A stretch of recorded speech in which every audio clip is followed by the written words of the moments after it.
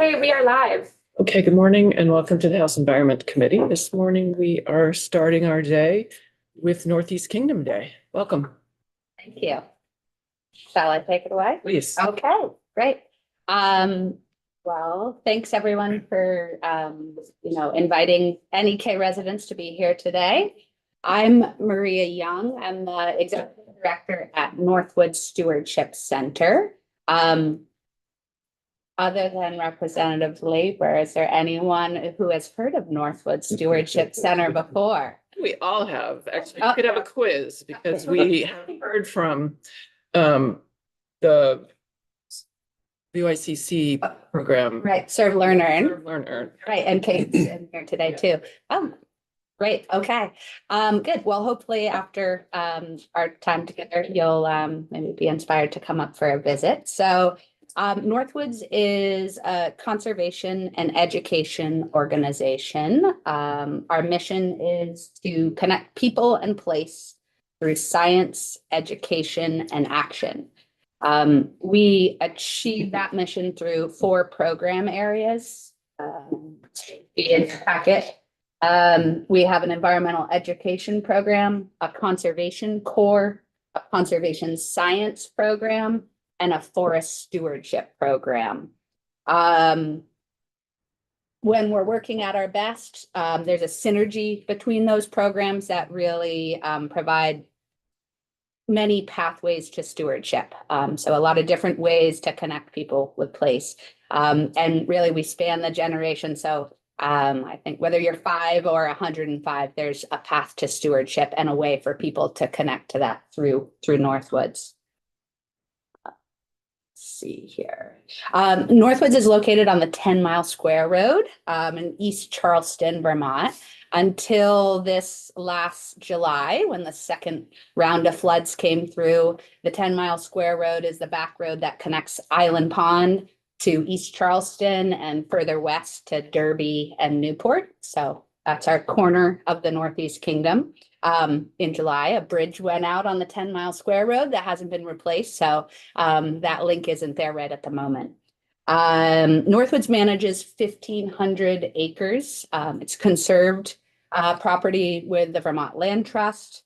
This campus is a community resource. We have trails that are open to the public.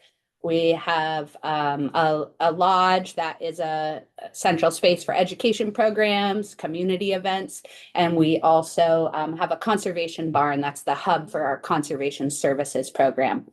So we are a place, we're a destination, we're real, you can come find us, and we're open to the public, to all of you, all of the time. So I thought I'd share a glimpse into our work through some of our numbers. This was a recap from our 2024 season, a look back. This was prepared by an AmeriCorps member that works with our conservation science program. So a little fun start. Northwood's ambassador is a barred owl that lives in a mew, which is a cage for a bird of prey on the Northwoods campus. Oberon's time at Northwoods preceded me by, I think, 8 years. So Oberon might be 25 years old. And then Oberon is our ambassador of the wild. And Annika at her time at Northwoods was part of sharing Oberon with the community, bringing Oberon out to schools for visits. So this year, Oberon wrapped, 2 eggs were laid. We used to think Oberon was male. We discovered she is female. And after 18 years in captivity, we were surprised one day to find an egg, an unfertilized egg. And that has happened a second time, 2 eggs in 2024. Assuming that Oberon was hurt. Oberon was hurt, hit by a car on Interstate 89, brought to the Vermont Institute of Natural Science, rehabbed, and then not able to be released into the wild due to neurological damage and other injuries, but part of our campus and really a source of fascination. We call her our ambassador for the wild. So a great way to do that. Top songs for Oberon this year. Who Cooks for You? Who Cooks for You All? Those of you who know the Barred Owl Call. And the top meal, mice. So we 18,318 grams of mouse consumed by Oberon this year. All right, now let's get into some of the other work. So in our conservation science program, this year alone, 7,531 trees and shrubs planted. That is primarily in riparian zones, mostly in the Northeast Kingdom, though we stretch down the Connecticut River corridor over in the Lamoille River Valley. We completed 32 water quality projects on lakeshore streams and rivers. A lot of really neat projects, a lot of partners at the state. Seeds collected for the past 3 years, we've been part of a pilot project with Vermont Fish and Wildlife to collect native seeds to pilot a new way of hydroseeding to restore floodplain forests. So particularly places where there was an ag field, maybe a cornfield, picture the Connecticut River Valley, the Lamoille River Valley. So hydroseeding is a new technique being piloted here, and Northwoods is part of that effort. So we didn't count every seed, but using weight, it was determined that almost 24 million seeds were collected in 2024. That leads to 135 hours of seed cleaning by our staff before it gets stored and then brought out to projects with Vermont Fish and Wildlife. In our education programs, we hosted 126 different day programs last year, more than 7,000 student experiences. We work in schools delivering after-school programs, and in 2024, it was 27 different schools that participated in our work.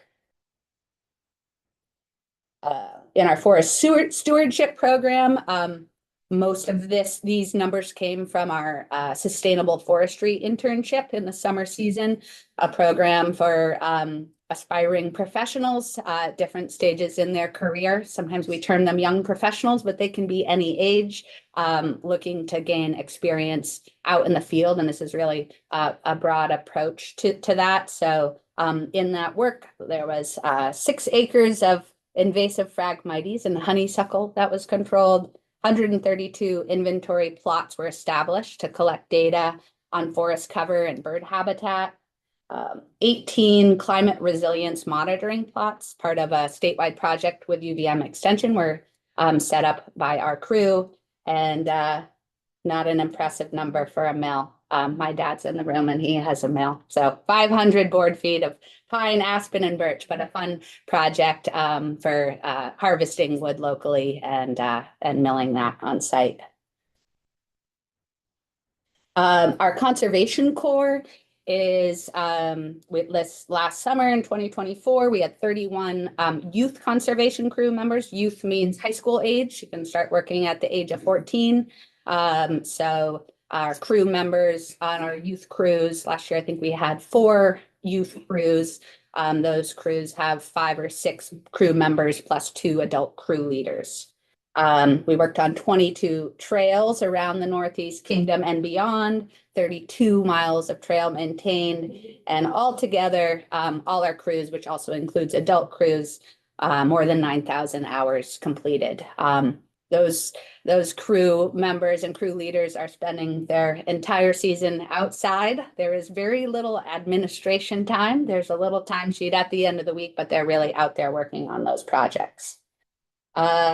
And then a really notable accomplishment for Northwoods, our biggest campus investment outside of a building in our history, and that was the construction of the All Persons Trail. It's a 3/4 mile loop that is ADA compliant and really transforms who can come to our campus and be part of our programs. So there's some numbers from that. Right. So now that you've seen a little bit of the numbers, I thought I'd share a little bit about, what some of that context is for our work. Let's see. So Northwoods was founded in 1989. last year we celebrated our 35th anniversary. My time at Northwoods, my first summer as a crew leader after college was in 2002. And at that time, it was after the sort of recent Champion Lands deal that went down in the Northeast Kingdom, a notable conservation collaboration with outcomes that led to the establishment of the Nulhegan Basin Division of the National Wildlife Refuge, part of the Silvio O'Conti. So my work that summer was mostly working in the Nulhegan. And I remember at that time, I grew up in West Glover, not too far away. But I remember being like, whoa, this is the further east side of the Northeast Kingdom. Looking at your Vermont Conservation Design map, you know, that big chunk of green over there in the corner. That's that land. And it really is a wild and wonderful place. And I think Northwoods is a gateway to that corner of the Northeast Kingdom. We connect a lot of folks with the resources that are there. So sometimes that's trails, sometimes that's trailless places, hunting and fishing places, a really special part of the kingdom. After, you know, 2020 was a little bit of a pause for Northwoods, as it was for a lot of organizations. We didn't have to stop for long because we work outside, but in that time we did, we were reflecting back. We had a new leadership team in place, and we were evaluating sort of what had brought us to that point, how we'd survived as a small organization, and what we wanted to do ahead. And we reflected that our work had been good. We knew we'd had really meaningful work experiences. We knew we'd achieved our mission, that connect people in place was happening. We saw it in all sorts of ways. But we realized that not everybody had had an opportunity to be part of that Northwoods experience. So that was one realization that set one of our priorities in our work now. So we're kind of right in the middle of our strategic plan. And this is the 3 priorities that came from that pause back in 2020. So let me go and share it here. So the Access for All initiative came from that, answering that question, who have we missed? And so that has led to our work underway of building the All Persons Trail, looking at how we employ people, how we build inclusive teams, how we welcome more people to be part of the Northwoods experience. Second priority was really focusing in on growing the next generation of conservation stewards. That's what Northwoods had been doing since its founding in 1989. But we realized, you know, things look different now to support that effort. There's a lot of inputs into that. Programs like Serve, Learn, Earn that Kate is leading recognize that it's not so much that there's different inputs needed. People always needed livable wages. They always needed a strong community to feel connected to place. They always needed meaningful work, but the requirement to achieve that looks different now than it did when Northwood started. And so we've really focused in on housing for staff, career training and networking, leadership training, support for our staff, low-cost programming, subsidies, gear, anything that eliminates barriers for particularly people to participate in the employment experience. And then our third priority was doubling down on our work around climate change resilience. In some ways, and I'm guessing Megan may speak to this more, the repetitive floods in 2023 and 2024 in the Northeast Kingdom. A silver lining that we saw at Northwoods, you know, amidst all the hardship that people faced, is that what might have seemed like, something that the scientists and biologists would figure out about how a river moved suddenly became very real to everybody. So understanding river corridors, protecting wetlands, really caring for those spaces became readily apparent for anybody living in that area. building infrastructure that would support those things, investing in projects like tree planting to stabilize those banks. So in some ways, we saw a bit of a silver lining from that. So I think I'll close here. One unique role that Northwoods has that, I want you all to be aware of is that we work with a lot of state agencies. So Vermont Forest Parks and Rec, Fish and Wildlife, DEC.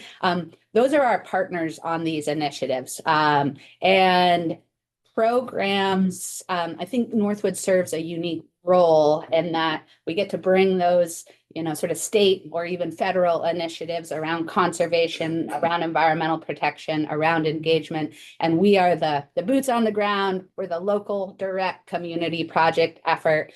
We convene area conservation orgs, individuals. So that link between what can sometimes be a scary statewide endeavor is, I think that's an important role that we play.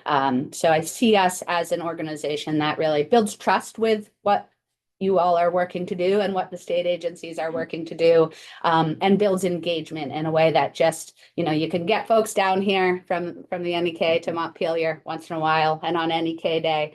But it's hard for, your work is here and our work is on the ground in the Northeast Kingdom and out in those communities. So, I just encourage you to be aware of that link and support those connections that make it possible. There's a lot of different ways Northwoods Works intersects with the things that you all are, looking at ahead. I would say too, I know I pay property taxes. I know the budget constraints that you all are facing, but I really encourage you to invest in the bright spots. Northeast Kingdom growing up had sort of a rhetoric of deficit. So lack of opportunity, lack of transportation, lack of money to do things. When I moved back here, I think 16 or 17 years ago, part of my work at Northwoods helped me rediscover it's really a place of assets. There's so much opportunity and it's a shift in perspective. So I hope that makes its way into Montpelier and that investment is understood. So thank you for hearing my testimony. Thank you for sharing your work with us today. Members have questions? Representative Austin.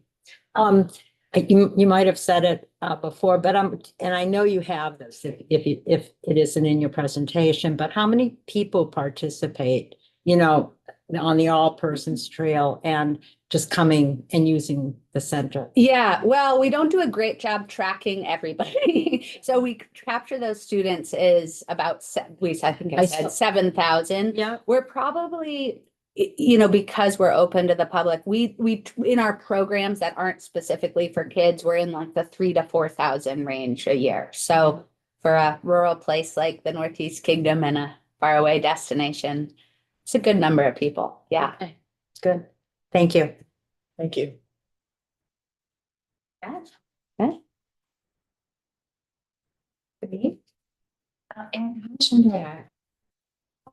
Excuse me?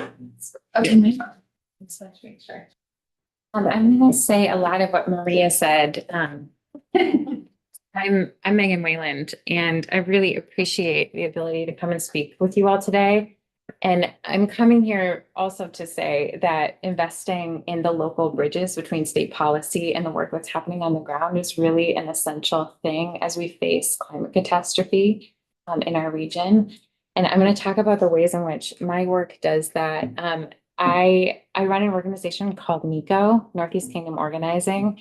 And in 2023, because I was a grassroots organizer, I was one employee at NECO. But I ended up jumping into everybody's basement and mucking and gutting their homes after the flood in about 7 different towns. And after that, I learned that that's not really a way that that's not a sustainable way that we want to address flooding. And so I helped co-create CURV, which is the Kingdom's long-term recovery group. Are folks familiar with long-term recovery groups in this committee?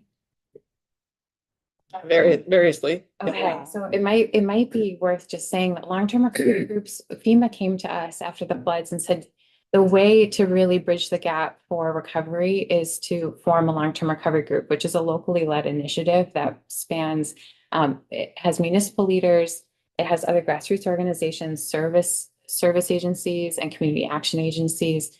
And it creates a local coalition. And for the kingdom, it's a 3-county area where we can work on the long road to recovery for homeowners and for municipalities, and providing that sort of multifaceted support and collaboration that it's going to take to be climate resilient in the future. Are there questions about the long-term recovery group and their role? Yeah. Just real Representative quick, Austin. I'm sorry. I'm assuming it's psychological and actual physical Yeah. rebuilding. Is that the group? The For- goal, or is for- it just rebuilding? It's so many things. So it's emerging because we're so new at this, but it's becoming mucking and gutting. So that initial response effort, it's becoming the longer term FEMA paperwork, building back better standards. So really improving the standards that we're using to repair homes. So if someone, this is a home in Hardwick that we were dealing with in 2024, was also hit in 2023. And their heating, hot water, electric was all put right back in the basement at this without being elevated. There's no standard to ensure that when we build back, it gets built back better. And so this person was hit again. So we're trying to change those standards within municipalities, and it could be even a statewide initiative to make sure that if we're investing resources in climate resilience and rebuilds, that we're not doing it in the exact same way we've been doing it. And I'm going to talk a little bit more about that related also to moving people out of floodplains, and the importance of the FEMA bio program. In terms of our overall climate resilience as communities, we've built all of our downtowns on river corridors, which made a lot of sense. And now we need to start rethinking that, as I'm sure you all know. So it's that, but it's also doing the work to sort of like Maria was talking about, building multi-sector local relationships. So we, in order to be climate resilient in the future, we need to work better with our municipal leaders who in the kingdom need more support through programs like MTAP. I'm not sure what the status of MTAP is right now in this legislative session, but that initiative led by Doug Farnham, who's now the state's like climate guy, Scott's climate guy, is a really important resource for municipalities so that they can hire the administrators that they need to apply for grants, to work collaboratively, to plan, to participate in A&R initiatives. All of those things our municipalities, especially the smallest ones in the kingdom and throughout the state, are so maxed out that we need to really work on funding them and resourcing them. So long-term recovery groups work to bring those municipal leaders together, and they do a lot of the work that we have tasked to Vermont Emergency Management, to A&R, to our conservation districts, and to our regional planning commissions. We act as a local bridge to sort of convene and have these multifaceted conversations so that we can really get our emergency management plans up to date and for them to be as wholly collaborative as they actually need to be, and build those relationships.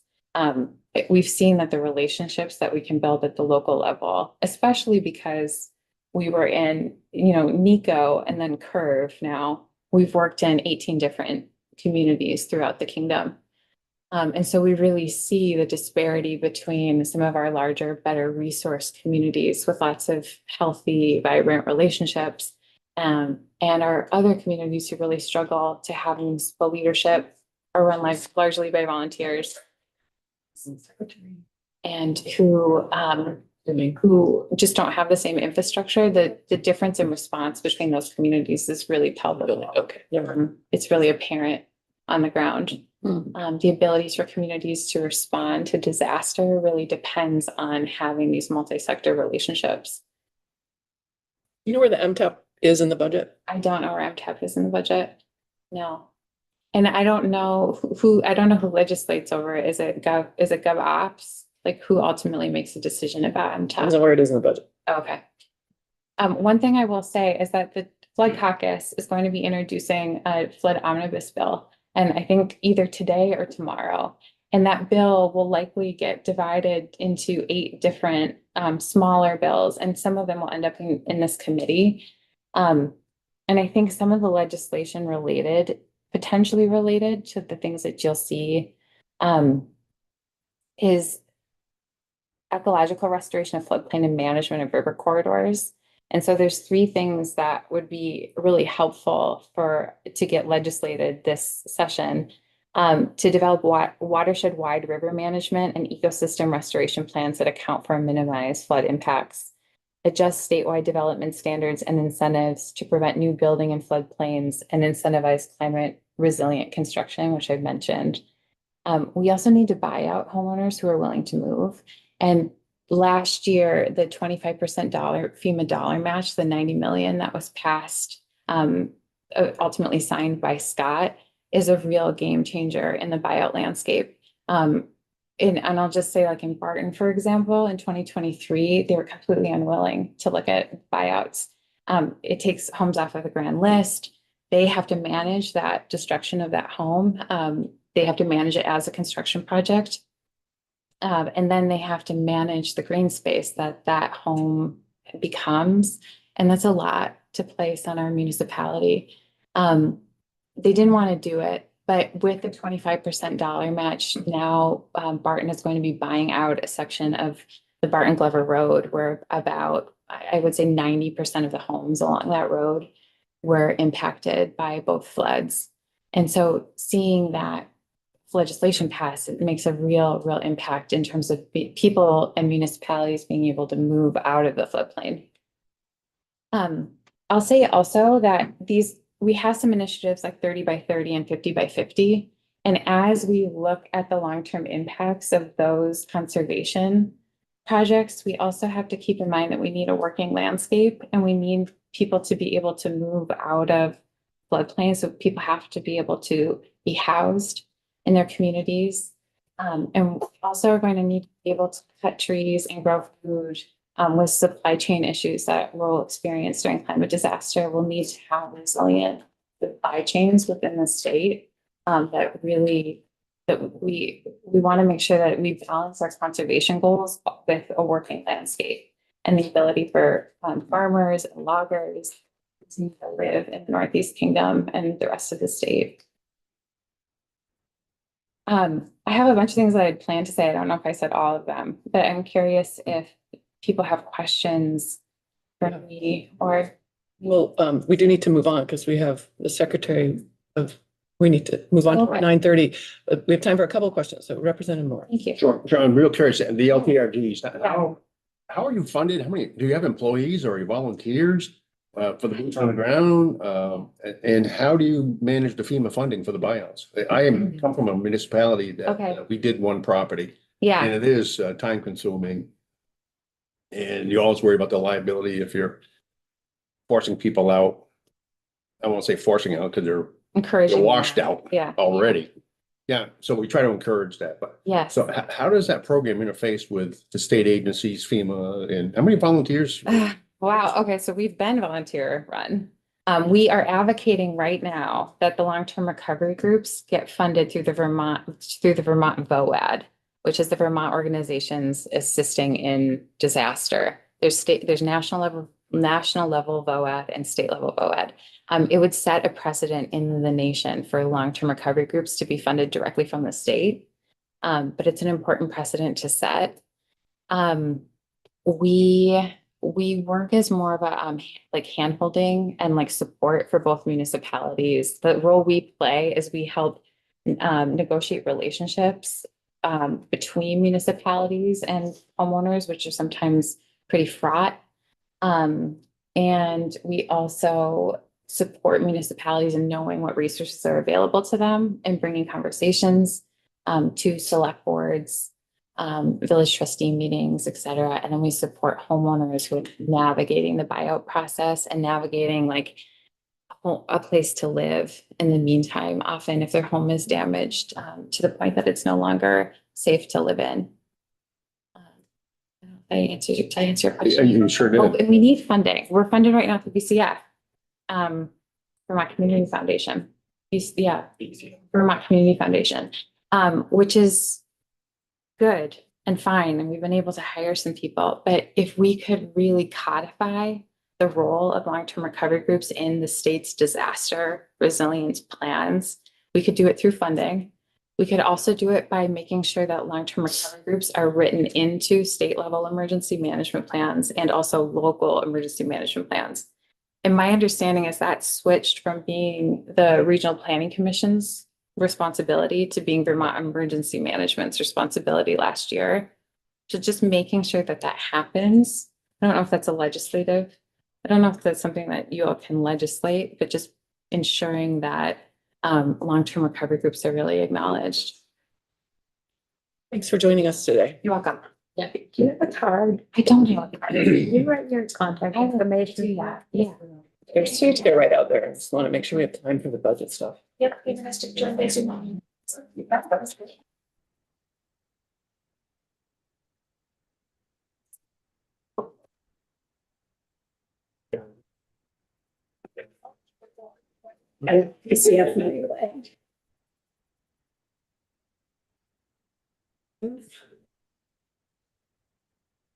Good morning, folks. I guess I'm a little early. Gail, no, we're just transitioning. We're right on time. Perfect. I'll keep my video off until call on.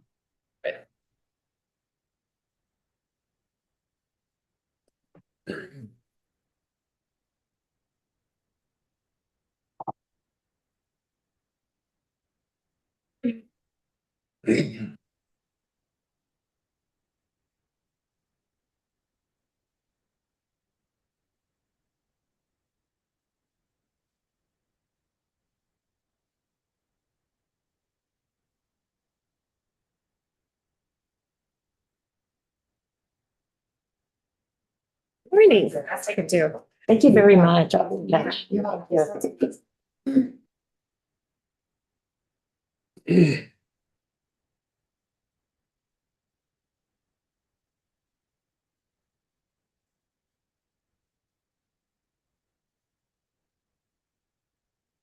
One minute to log into the.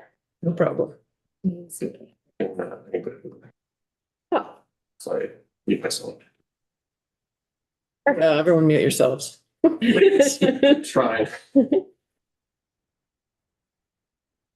yeah, Steve, if you're willing to log in and display behind me and I can just look at what's. You'll be displaying your screen?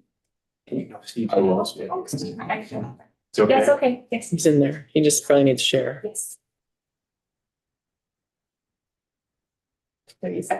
Almost. yeah. Almost, all right. Any questions?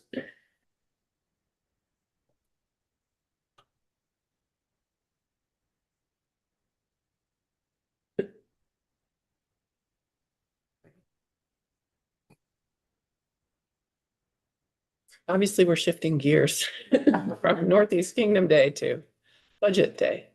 Welcome, Secretary Moore. Thank you. Good morning. For the record, I'm Julie Moore. I'm the Secretary of the Agency of Natural Resources. Pleasure to be with you all this morning. And I'm joined by Steve Gomez, who is the agency's Chief Financial Officer. We're going to start this morning by just a high-level overview of ANR's organization. I do think it's important before we dive into the specifics of FY26 to just pull back a little bit and look at the remarkable growth in the agency's budget over the last several years.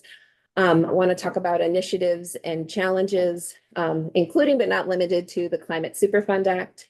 And then we'll give you some specifics on the budget for the Secretary's office, which is the small kind of central office where I work. You'll then hear from two of our three departments that also fall under the jurisdiction of this committee. And we did include the budget development forms in our packet in case anybody really wants to get into the details of it.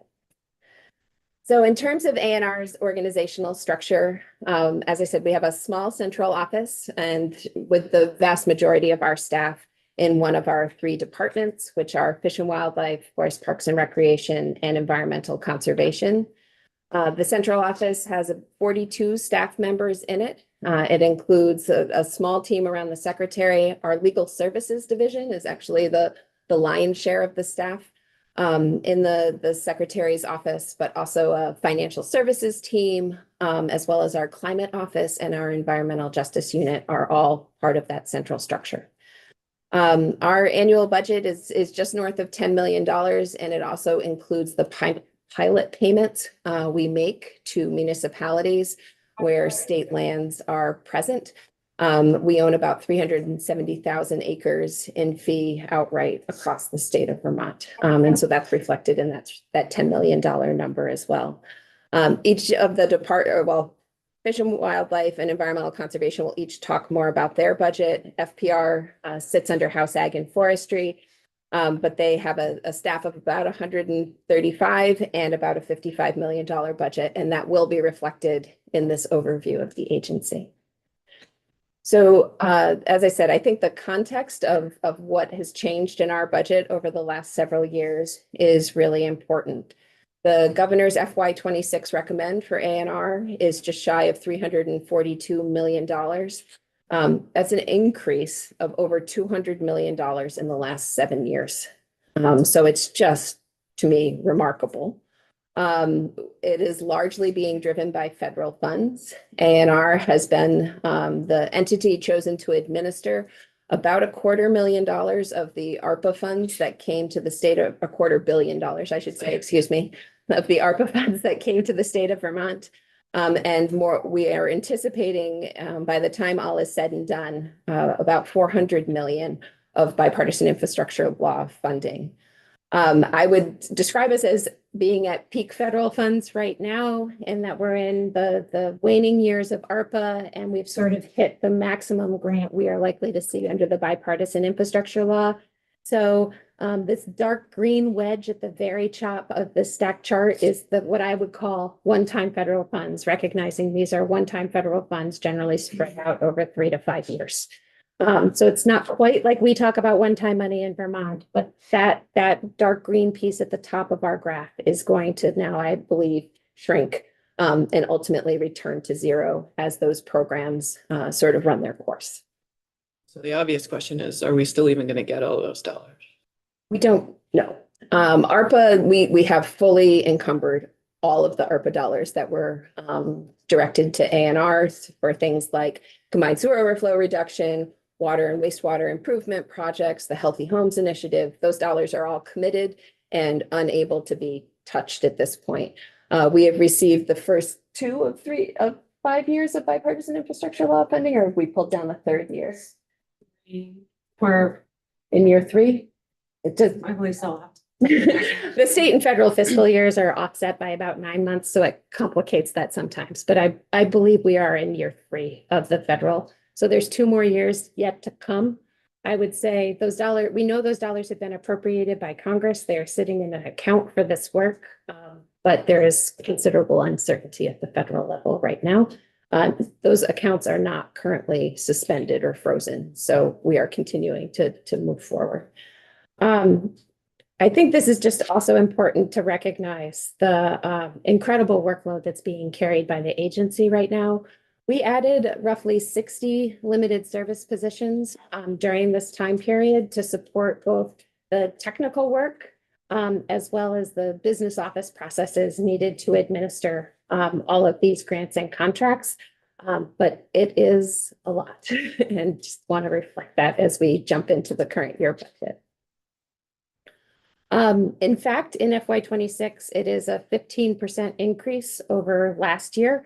And as I noted, this is largely being driven by pass-through federal funding. We are now at a point where more than half and approaching 60% of our budget is pass-through money. It's going out as grants and loans and contracts with municipalities, partner organizations, and sometimes to businesses.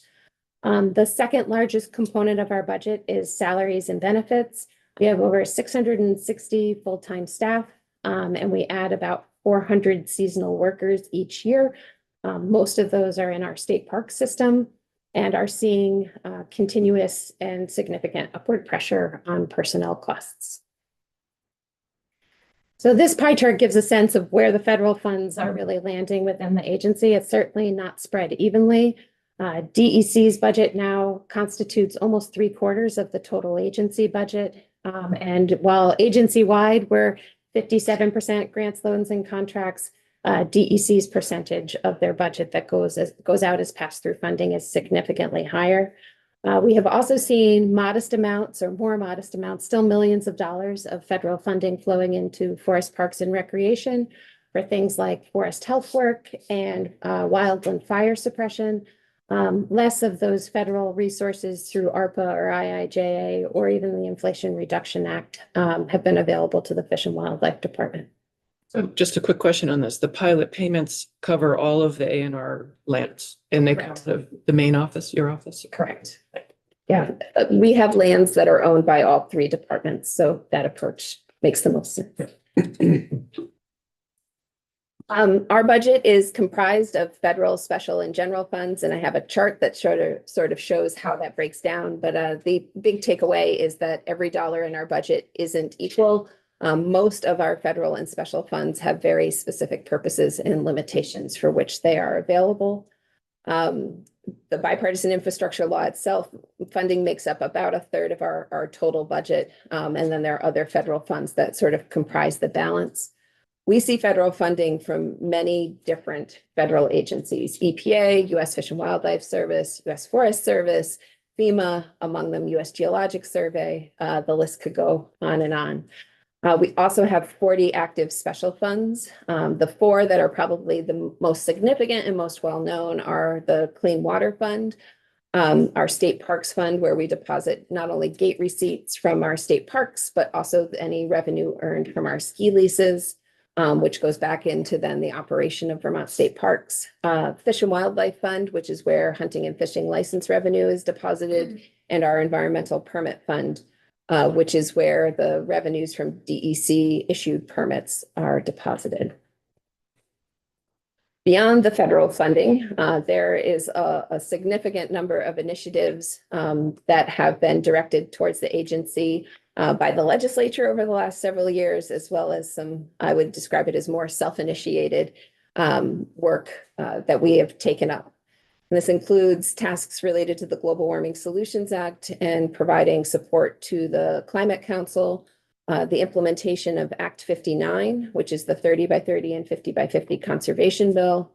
We are lead for all state agencies in implementing the Environmental Justice Act that was passed in 2022.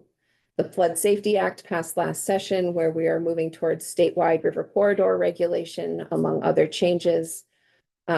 We'll jump over the Climate Superfund Act because I'm going to come back to that in a minute. We have significant responsibilities under Act 181, the Act 250 modernization bill, including supporting looking at Tier 3 and some of the related rulemakings. I don't ever want to forget that we are responsible for 40 to 50 to some years 60 or more $1 million in investments in clean water initiatives. We are in year 8 of a 20-year initiative there, so that is an ongoing body of work. Different parts of our agency have had really strong roles in disaster recovery and response last year, over the last 2 years, I should say. Most notably our river management team and our dam safety team, who are engaged in the immediate emergency response and a lot of the important public safety functions that follow those kinds of flood disasters. We own a lot of land and a lot of infrastructure. It's upwards of $500 million of assets across the agency, most of it in state parks, but we also own 80 dams, 370,000 acres of land, more than 200 fishing access areas. So there's a lot of stuff inside the ANR portfolio and how we manage those assets. As I believe you're all aware, there was a de-delegation petition filed by the Conservation Law Foundation about 2 years ago right now regarding how Vermont permits farms. And we are in the throes of finalizing a corrective action plan related to what EPA calls CAPO permits, concentrated animal feeding operation permits, and have a second response due to them next month. As you'll hear from the Fish and Wildlife Department, they are particularly challenged with their existing financial structure. And so we know there is work we need to do there to make it more sustainable. They have seen an increasing proportion of their budget come through the general fund, and we know that we can't continue in that direction. And then finally, addressing PCBs in schools. And I know Commissioner Batchelder will speak to that in his remarks. I was to ask, Tracy LaFrance on your team? She is. Great, thanks. She is in DEC. Thank you. So just a high level look at our secretary's office budget. You can see that it is dominated by personal services, mostly staff. We do have some operating expenses and issue, more recently have begun to issue grants and contracts through our Climate Action Office. And we are, our dominant source of funding is general funds. The special funds you see there are largely, we get a small percentage of the permit fees charged to applicants going through Act 250 and Section 248. And that's really what's reflected in that special funds line. And just another way to kind of arrange what our funding goes to by program. As I noted, legal services is sort of the largest component of the Secretary's office budget, followed by our financial services team, then the climate office. We have a policy and planning section, which is really our lead in participating for the agency in Act 250 and Section 248. My team in the Secretary's office, we do pay all of the regional or most of the regional office expenses. ANR has 5 regional offices out of the Secretary's office. Most of the spaces are shared between our 3 departments and also often with Act 250. And so it makes sense to centralize that. And then our civil rights and environmental justice unit. Going back to the previous slide, the interdepartmental transfer, remind us what that is. Can you help me, Steve? Yeah, that's predominantly, so the Secretary's office has all the legal staff embedded there. So all the departments pay for those legal services. So we hold the positions, but the funding comes from the individual departments mostly. So that's the most significant portion. There are other pieces such as Fish and Wildlife pays the Secretary's office for part of the pilot payment. So that's $421,000. So, but the largest piece is the legal services aspect. And how many attorneys does that pay for? Let's see. I have a number. There's 17 positions embedded in the Secretary's office, so.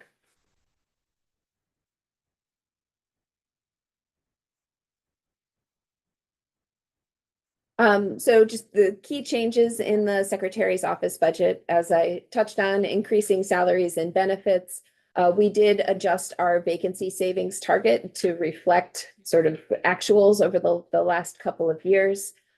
Steve has also done yeoman's work trying to help us get a handle on our actuals, not just in terms of vacancy savings, but in all of our work. And make sure that we are making the investments we are capable of making to further the efforts, in particular of the Climate Action Office and Environmental Justice Unit, where historically the Secretary's office hasn't had kind of program staff. It has really just been these agency-wide services. So this has been a learning space for us over the last several years.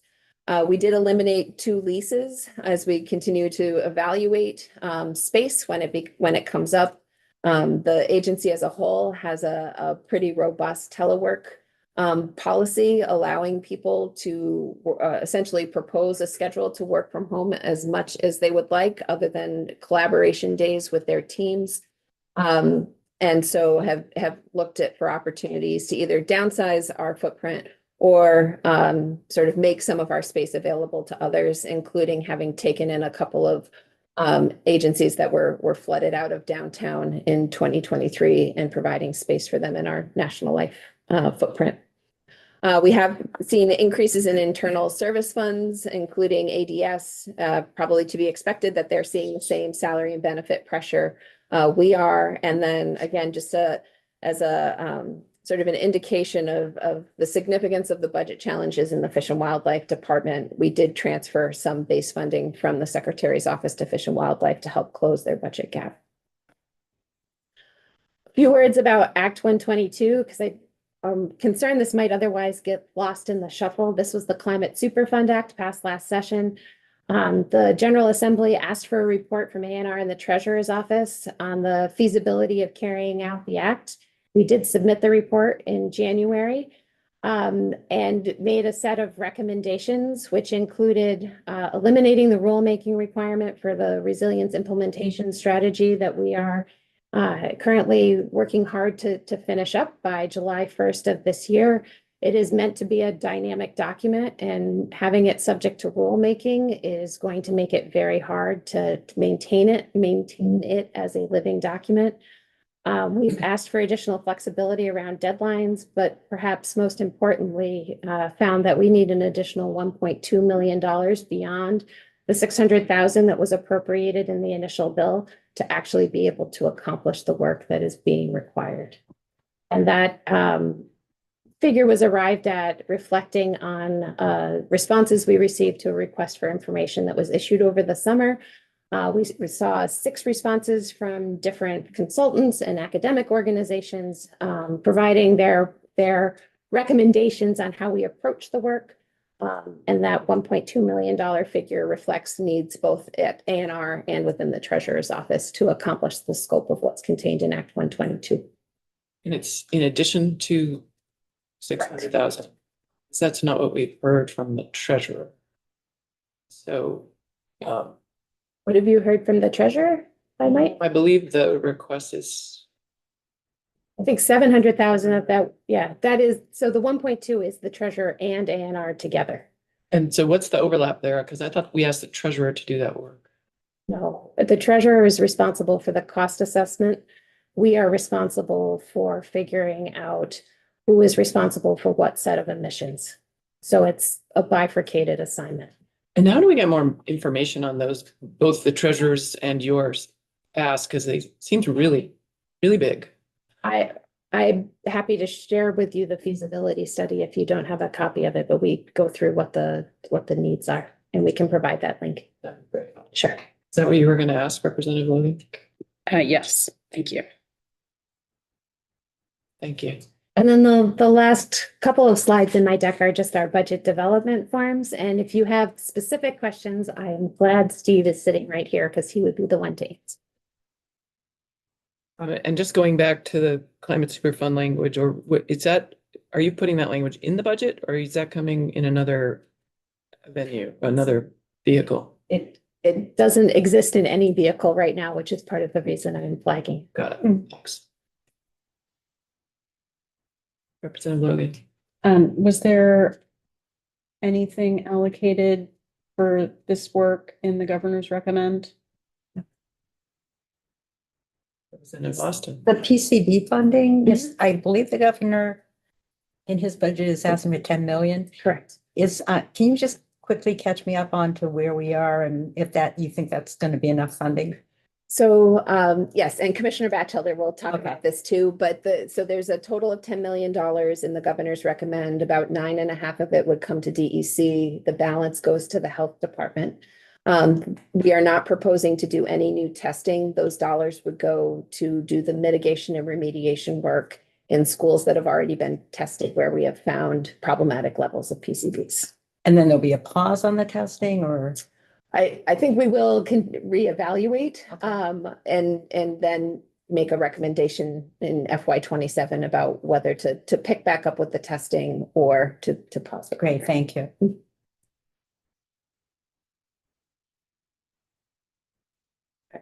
And there are no questions about the budget development forms? Well, I wouldn't say we've had time to digest them. Okay, we are happy to receive written questions if you have them and provide responses, or come back in or meet individually if folks would like to. Okay, we have 3 people who are kind of spearheading budget work on this committee, and it's Representative Sakowicz, Representative Logan, and Representative North. Okay. So I expect they'll be diving into the budget development forum and asking all kinds of questions. Representative Bartholomew.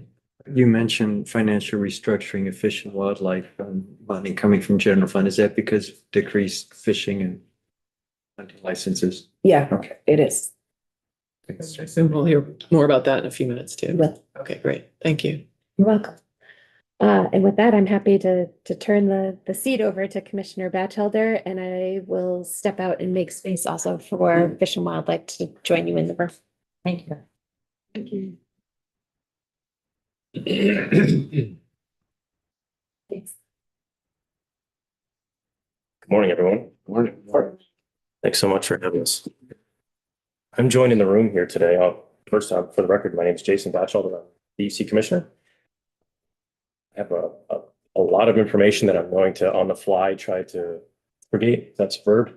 And I'm joined on the screen by Deputy Commissioner Neil Cameron, who was the most recent past director of our Water Investment Division, responsible for most of the money we will talk about, pass through. And I'm also joined by our business manager and administration director.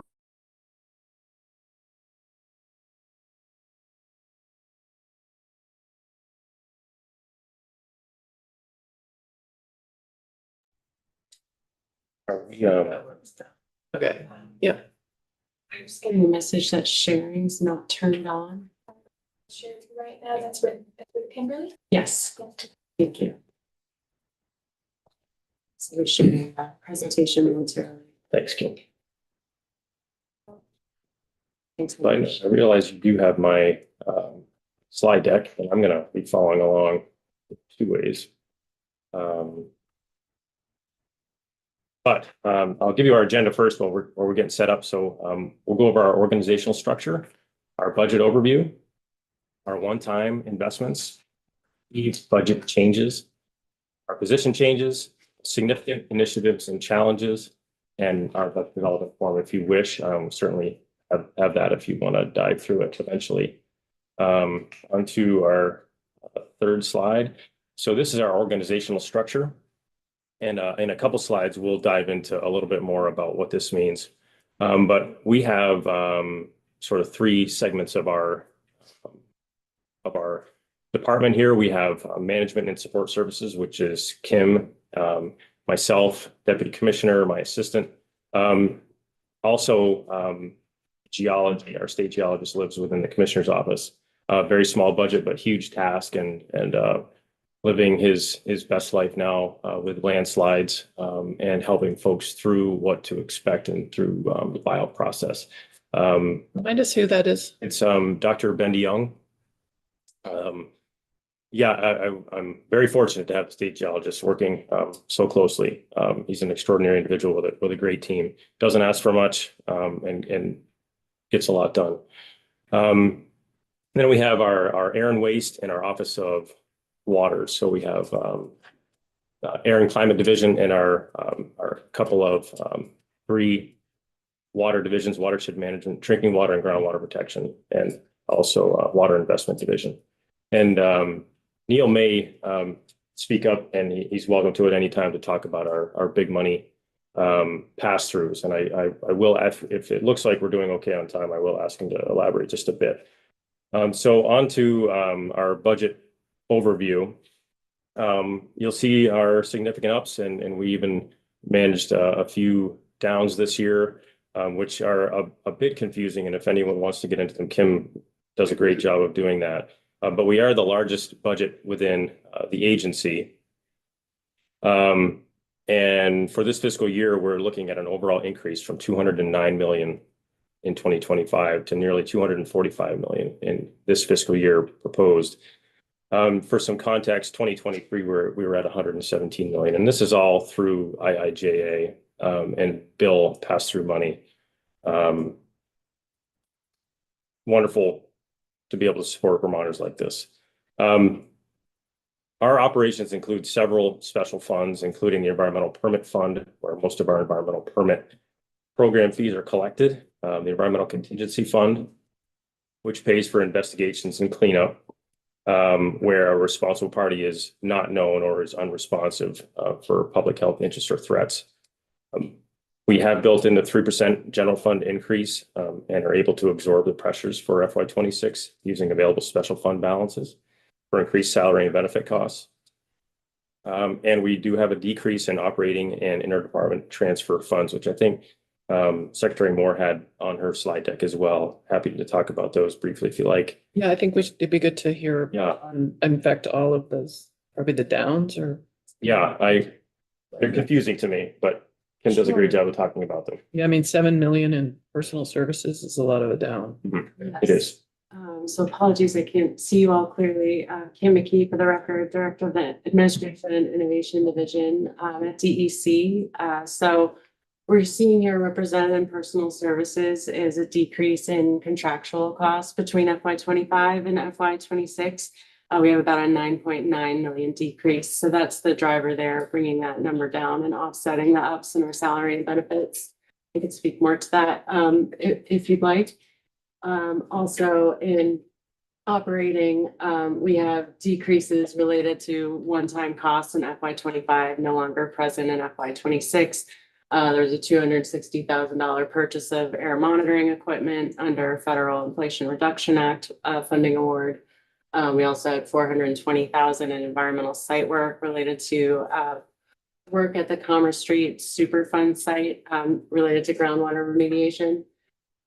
We also, for FY 26, have shifted some central service functions, positions in our administration and innovation division onto our federal indirect cost pool, which has increased significantly with the large federal economic recovery programs passing through our coffers. So we see that as a reliable revenue source for the next couple of fiscal years, and was a lever we were able to pull to offset some of the pressures and meet our budget for FY 26.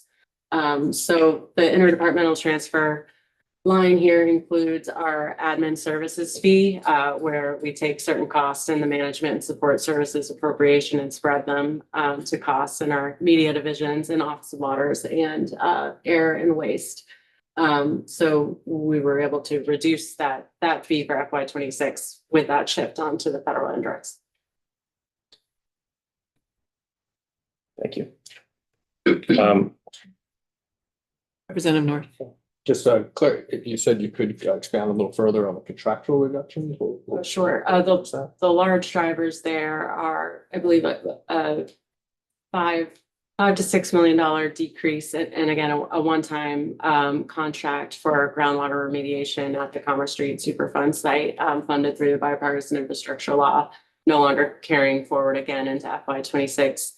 Also, I believe a multi-million reduction in lead service line inventory work through our drinking water and groundwater protection division. That's not carrying through in the same capacity to FY 26. Those are the kind of primary projects that basically completed in exactly 84 and 25. Exactly. Thank you. We're encumbered. Any question? Absolutely. I'm moving on to budget overview continued by program division. So this slide shows the overview, the overlay of our budget by division. As you can see, the water investment division has by far and away our largest budget. Perhaps not even half the personnel of our largest division, but they handle the money that passes through from IIJ and bill and move it along.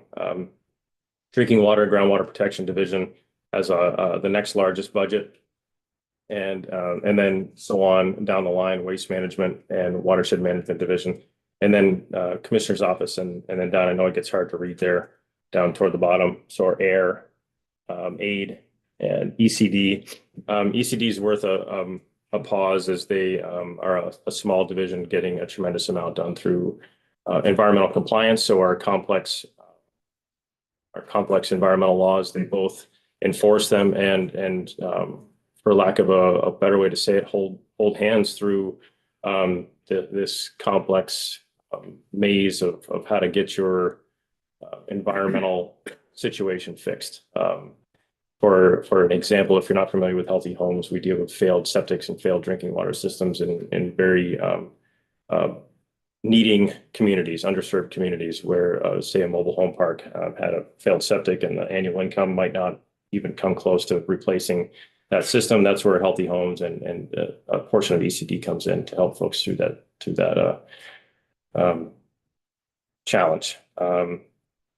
Tremendous amount of great work, and I'm hurrying a little bit through this slide. I have a lot of notes here I can elaborate on. I'm happy to touch on. I think you need to hurry.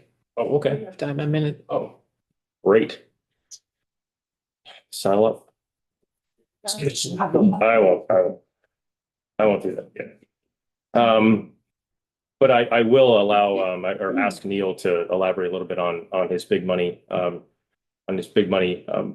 former directorship in a minute. It won't be this second. But worth mentioning, drinking water and groundwater protection has 100 employees. And so it's for context, we have 350-ish employees any given day. There's much churn and a lot of movement in DEC, and rightfully so. I think in the private sector, you can a turnover rate of perhaps 10%, if I'm not mistaken. And we exist at around that vacancy level at most days. And there's not a week that goes by. It doesn't seem where I'm signing paperwork to hire someone or someone is retiring. It's just a big operation.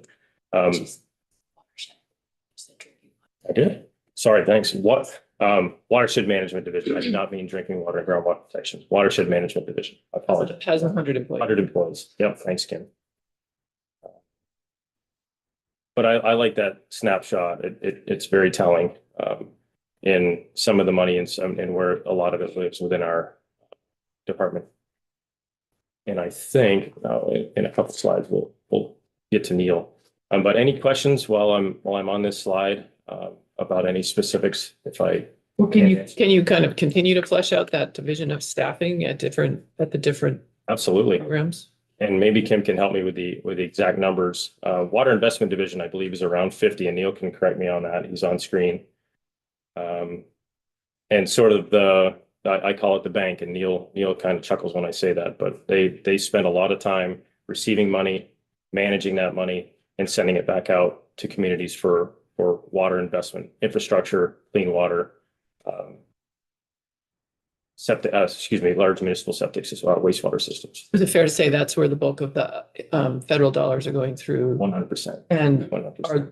how many of those people are on that temporary limited service?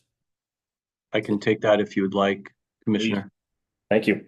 Sure. Yeah, we have 5 positions funded under the bipartisan infrastructure law that are dedicated in the Water Investment Division. There are a number of other BIL positions in other divisions as well, notably drinking water, groundwater protection.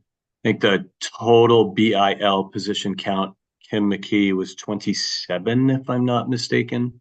I believe 30. I think ARPA is 27. Okay. Thank you. We also have a number of American Rescue Plan Act authorized limited service positions in the Water Investment Division and in other divisions of the department as well. But you gave me the summary DEC wide. I was just curious about within the largest division, yours, Water Investment.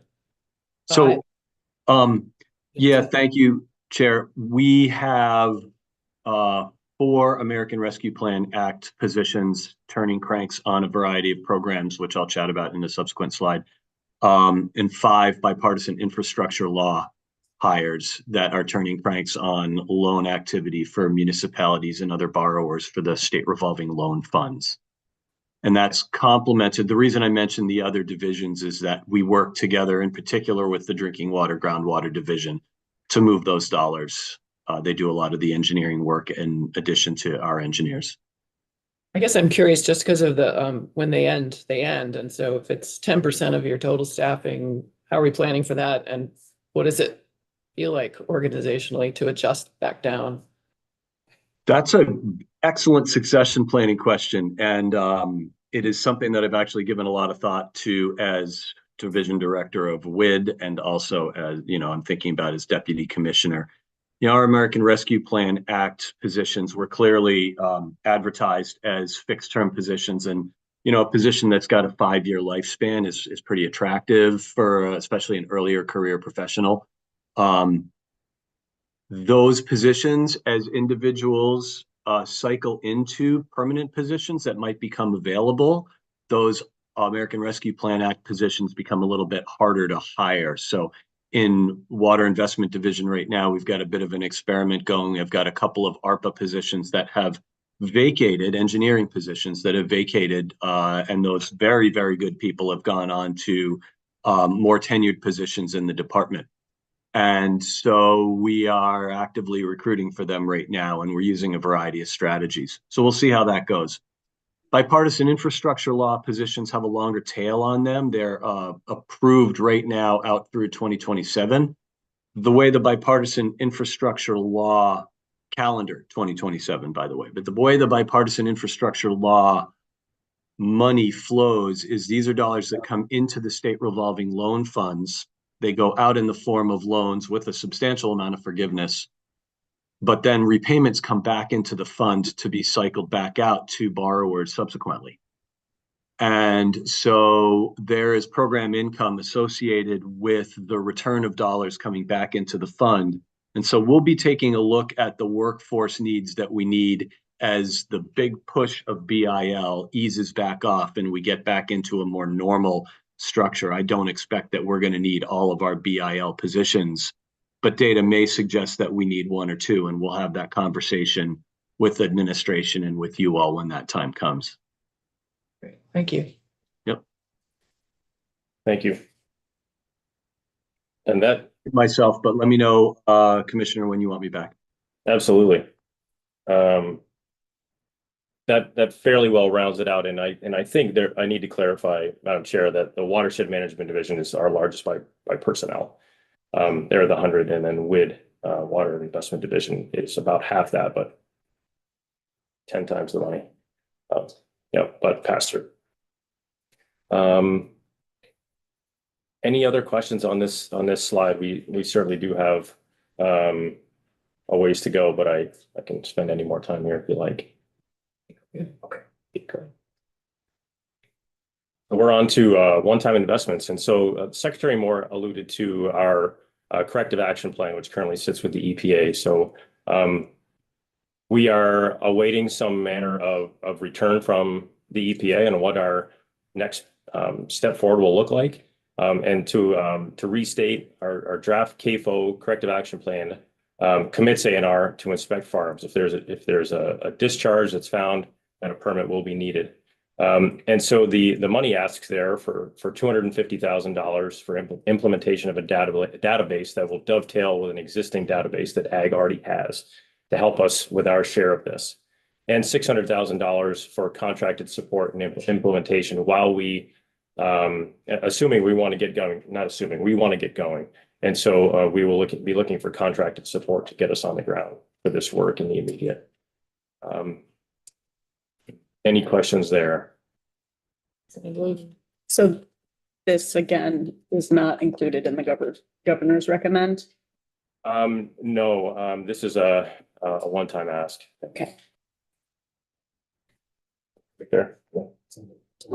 Representative Austin? It's in the governor's one time. Yes. Okay, sorry. The 1100 section. Okay. And we haven't gotten to it yet, but just to round it out, we do also have a request for 2 permanent positions. $1,000 in the base governor's recommends that we'll touch on. For addressing this. Yes. And is it reflected in a reduction in staffing at AFM? That's a good question. I don't think that we're there yet. I don't know the answer to it, but I can certainly find out. But I off the cuff, I don't believe we're there yet. Yeah, I believe we have a slide on that coming up.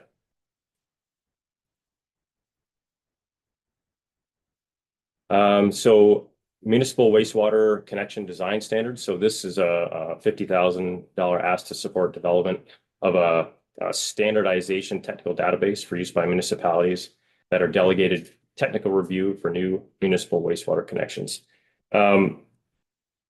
These funds will be used to contract with an engineering firm to update technology standards. It's a small ask, but it's a big need in this arena. This is essentially to create a design manual for water and wastewater connections, get everybody on the same page. A standardization will bring a more level playing field. These improvements, including consistency and predictability to the permitting process, they'll modernize these standards for this organization and for the field itself. Continuing remediation of PCBs, which was also touched on by the secretary. So of the 10 million, we're looking for the 9.52 for finishing what we started essentially with the schools that we've tested. And I know that the secretary does a wonderful job of answering these questions. I'm happy to get into any more that you'd like. I have wonderful technical staff that is often answering questions related to this. But my baseline is that we know that PCBs are disruptive to human growth. They're a carcinogen. They halt development. And if you look them up, you'll see exactly what they do. But we feel this work is needed and must continue. And it is supported by the administration also, which we're thankful for. Representative Chapin. Just a quick question on that piece. Is that 9.52 based on actual estimates for all the school? Like, what does that cover? Does that cover all the schools that have done testing and all of the Correct. remediation? Sitting here today, we won't know what we won't know until we've started swinging at these windmills. But currently our assessment is this is the money that's going to take to get to the schools that we have tested. New challenges pop up daily, weekly. I'll give you weekly. And we'll roll with them, and we have for quite some time prior to my tenure. But I'm happy to have the team in to expound on it. They're extraordinary and very passionate about it. But Helpful, thank you. Representative Logan. Thanks, Chair. What's the expected school district match for PCB remediation? I'm gonna have to write that one down. and Okay. Get back to you. Give me just 1 second so I don't forget. Just thinking about, I'm from Burlington. Sure. So- And I believe there's a bit of a nuance there also that Yeah. I'll make sure they know. I'd be interested to know how that's looking across the state. Thank you. Absolutely. That'll be helpful for me too. Thank you. So on to significant initiatives and challenges. This is where I'll ask Deputy Commissioner Cameron to elaborate on ARPA and Bill, but I'll go down the list first, just so you know what we're looking at here. So included in these challenges, ARPA and Bill, and seeing that money through to completion. Managing PFAS in the environment is a big challenge for our division, and something that we've done a tremendous amount of work on.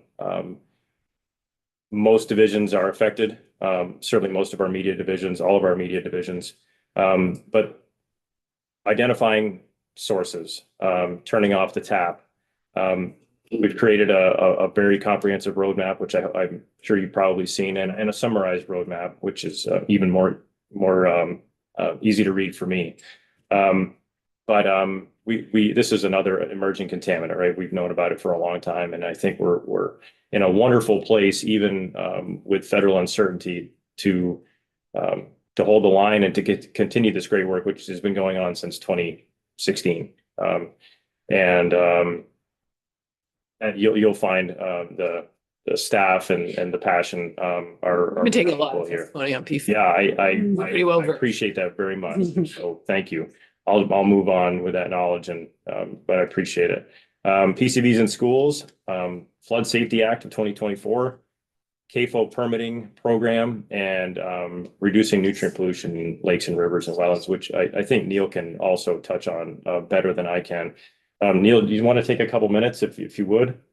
Sure, I'd be happy to. I'll just note for the committee, you've seen me before, and I expect I'll be back in there shortly talking about clean water issues and 3-acre stormwater, for example. So look forward to that conversation as it's scheduled.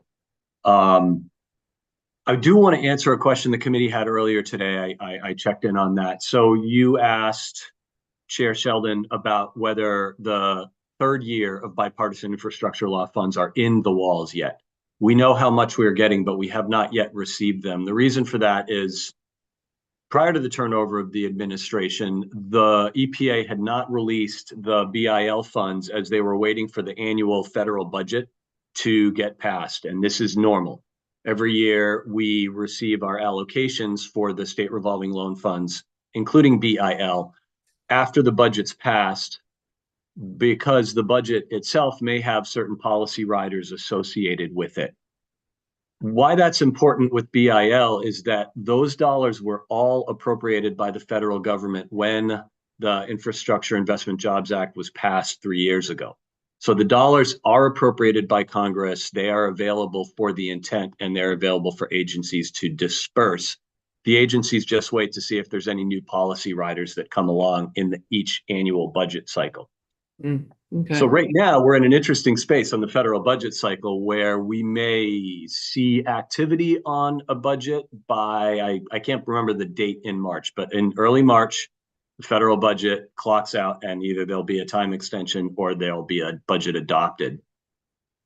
If the budget goes into continuing resolution, that means there'll be no policy riders at all. They'll kick the budget out to the end of the year. The budget will continue as is. I can't conjecture what the federal administration is going to do, but I can say that BIL money is pretty agnostic of what color your state is. Many states have very, very significant infrastructure needs, including Vermont, but including Texas and including Kansas and Kentucky and you name it. And those states have done the work to prepare very long project lists and project queues that will use those dollars, likewise in Vermont. And I do want you all to know that we have record demand on the state revolving loan funds and on the BIL funds that we are programming right now. So I spoke a little bit about that previously in committee.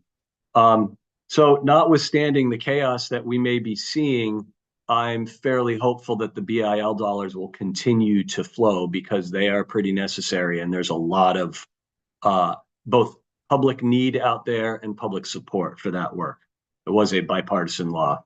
So we'll see how that crystal ball gazing works out in the next 3-4 weeks. Yeah, good. Thank you. That helps us understand the process.